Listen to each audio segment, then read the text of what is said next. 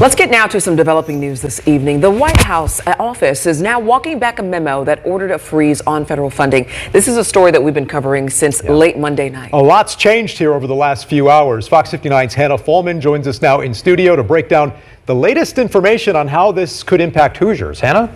That's right, Dan and Beershau. The original decision from the Trump administration to pause federal payments for grants, loans, and other programs was met with a lot of confusion. Many not knowing which federal programs would be impacted or where all of this money would go. But just as that freeze was going to take effect about 24 hours ago, a federal judge blocked it.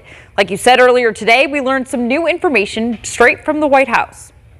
The conversation isn't over. We know that the initial memo will not go into effect. But the question is, as the mission of the White House and President Trump remains in terms of getting rid of what they see as egregious waste, what are the pathways they're going to pursue? What will they do in terms of trying to approach this goal?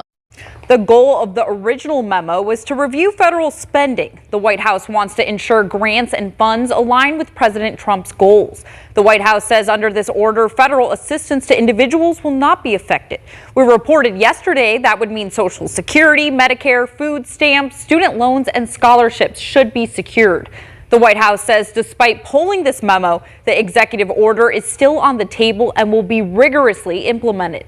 We spoke to Senator Jim Banks earlier today before the Office of Management and Budget's announcement, and he said he welcomes the president's review of spending plans.